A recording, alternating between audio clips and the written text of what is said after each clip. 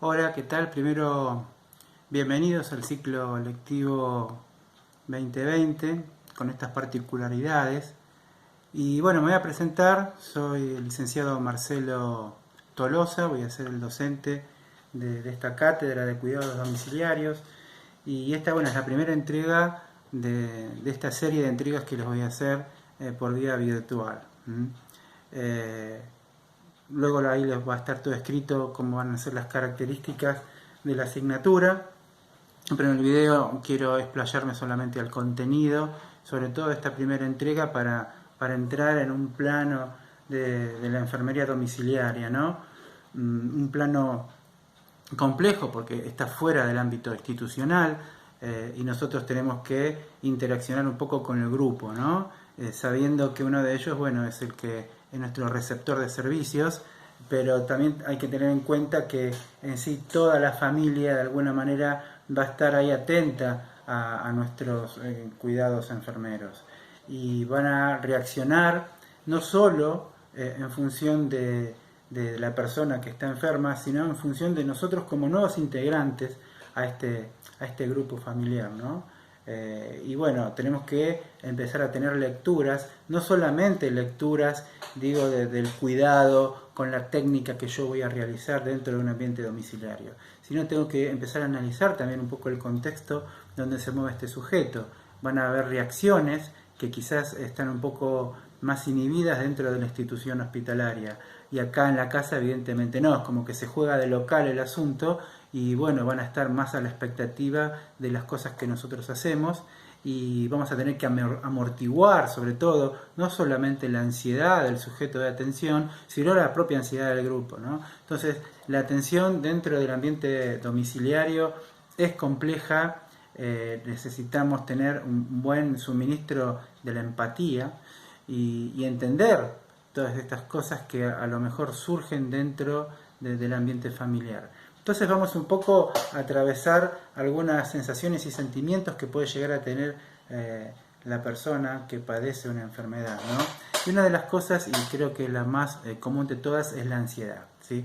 La ansiedad es un sentimiento de apresión y desasosiego, agitación, inseguridad y miedo que se produce con anticipación a una amenaza, tal como en esto una enfermedad, ¿no? Entonces, la ansiedad es un poco una visión futurista, ¿no? Uno siempre tiene ansiedad y de ahí, porque surge una preocupación, una pre es anticipación, nos estamos ocupando de algo antes que suceda.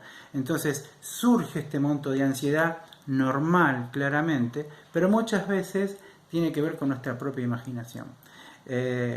Imaginación viene de imágenes mentales, y nuestro cerebro justamente funciona desde las imágenes. Entonces esas imágenes futuristas son las que por lo general nos provocan un sesgo ansioso. Y ahí nosotros tenemos que estar en este cuidado para bajar a la realidad, al sujeto y a la familia, y bueno, sobre todo que nos tengan confianza, sabiendo que hacemos las cosas que corresponden. Entonces el monto de ansiedad, sobre todo por mi visita, eso también implica un monto de ansiedad, sumado a la propia enfermedad que está padeciendo el sujeto, hace que bueno, haya un medio ambiente, no quiero decir hostil, pero sí puede ser tenso. Entonces, con nuestros conocimientos, lo primero que tenemos que hacer es bajar el monto de ansiedad de ese grupo, ¿eh? Ahora, hablo bien del grupo, no solamente del sujeto. Vamos a estar como vigilados, custodiados. Entonces, va a haber mucha ansiedad. Lo peor que puedo llegar a hacer es que yo también me ponga ansioso como ellos. Entonces, acá justamente se puede sabotear la misma tarea. Otra de las cosas que puede padecer el paciente es un shock, ¿sí? El shock es la respuesta a un estado emocional muy fuerte que suele producirse cuando un paciente recibe el diagnóstico de una enfermedad grave. Puede entenderse o no como un mecanismo de adaptación, ¿sí? Es como una parálisis, es esto, ¿no? Uno se choca, se choquea y bueno, puede pasar. Ojo que muchas veces ante el shock podemos recibir un maltrato, ¿no es cierto? Yo no estoy diciendo que me tenga que aguantar una falta de respeto, pero hay a veces que en estas circunstancias yo tengo que ser tolerante en este tipo de respuestas displacenteras que a veces tengo que soportar en la atención domiciliaria. Tengo que ser como alguien que amortigua la ansiedad del grupo. Y no es para cualquiera esto, pero por eso mismo esta asignatura da un poco la idea de tener herramientas para este caso. Después el sujeto puede tener algo que se llama negación, como un duelo, ¿no? La negación es rechazo a la percepción de circunstancias complejas. Sin embargo, la negación a corto plazo quizás puede ser un mecanismo eficaz, pero no siempre, ¿no? Uno niega algunas cosas como para solapar la realidad. Bueno, pasa justamente con el coronavirus, ¿no? Uno puede llegar a negar esto, no pasa nada, a mí no me va a suceder y qué sé yo, qué sé cuánto, pero esa negación, a veces irracional, bueno, justamente hace que el sujeto no tenga conciencia, ¿no? Entonces, podemos llegar a negar ciertas circunstancias y puede decir, bueno, es normal que lo niegue, pero también una cosa obstinada, hay que fijarse, ¿no? Hasta qué punto puede ser malo justamente para la salud del paciente. Y lo estamos viviendo ahora en lo que es el coronavirus, ¿no? La negación de la realidad de muchas personas, del sujeto social, ¿no? No estamos hablando de una persona que ya está enferma, sino de alguien que quizás tiene ciertos rasgos omnipotentes, hace a la negación de la realidad, a mí no me va a pasar, y qué sé yo. Los adolescentes pueden llegar a tener eso, ¿no? Que se pueden sentir como nunca sintieron nada, no están enfermos, como que están muy seguros que no les va a pasar y sin embargo pueden toparse con una enfermedad. Así que la negación hay que fijarse, ¿no? Cómo se gestiona. La ira, ¿sí? La ira puede dirigirse no solamente hacia la enfermedad, sino hacia los profesionales de la salud. En ocasiones la ira se dirige hacia la familia también. La ira puede dirigirse a sí mismo o la ira, como otras emociones, puede ser irracional o no tener sentido. Esto es un poco también de la negación, ¿no? La ira es justamente una de las sensaciones que el paciente proyecta, ¿no? La ansiedad es mía, la negación es mía, un retraimiento es mío, pero la ira no es mía. La ira, ¡pum!, la pongo o la hago como mecanismo de choque y por lo general es el enfermero que sostiene la ira del paciente, ¿no?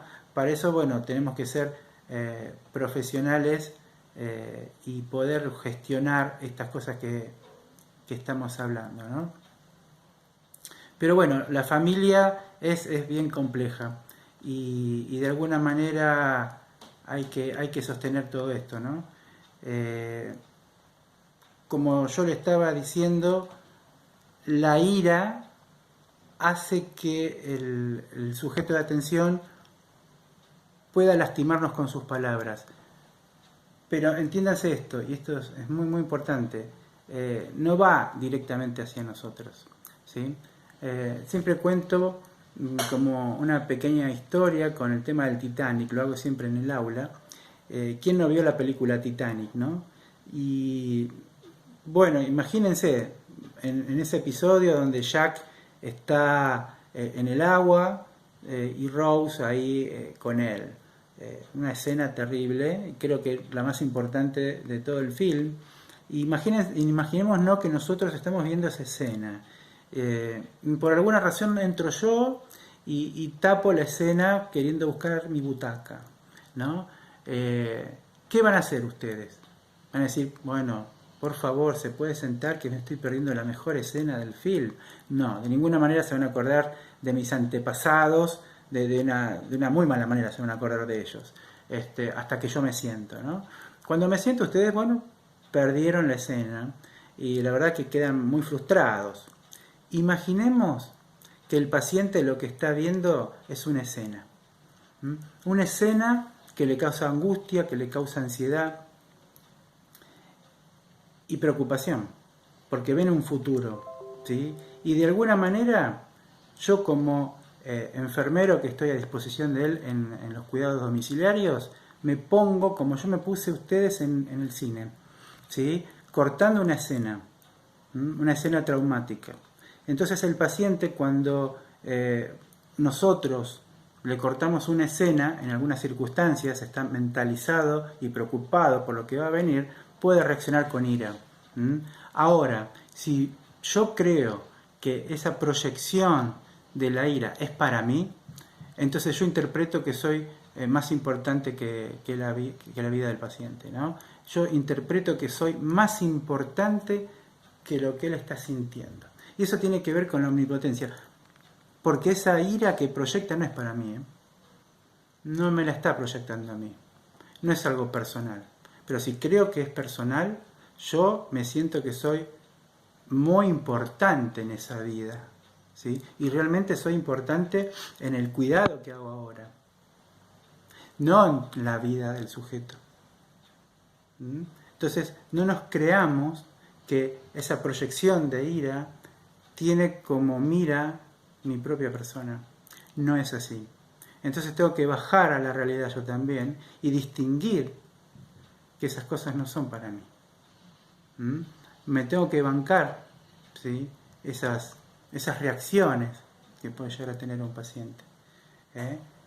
Y tengo que entender que está mirando un futuro. Un futuro justamente no prometedor.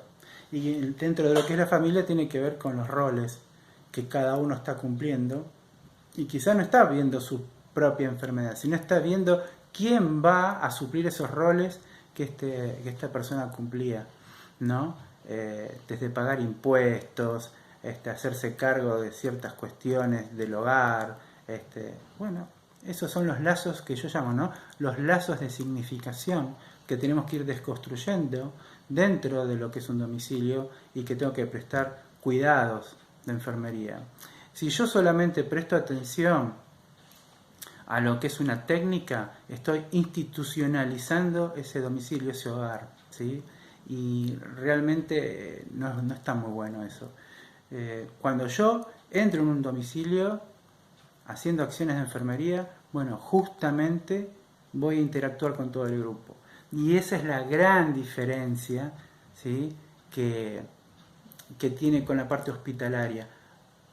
No quiero decir que en el hospital no voy a sostener, digamos, con el grupo familiar relaciones de cuidado. Sí lo voy a hacer, pero dentro de un domicilio sin ningún lugar a duda lo voy a hacer, ¿sí? Y voy a estar ahí amortiguando estas cosas aparte de hacer una técnica. Si yo no entiendo esto, si yo simplemente voy a hacer una técnica en el domicilio, bueno, no entiendo lo que es un cuidado domiciliario. Así que bueno, esta es la primera entrega, ¿sí? que vamos a hacer de cuidados domiciliarios. Iremos haciendo más y vamos a empezar a hacer después trabajos prácticos, pero quiero primero poner en contexto de la asignatura. Así que nos estamos viendo, les mando un gran cariño a todos y nos vemos en la próxima entrega. Cuídense, cuídense del coronavirus.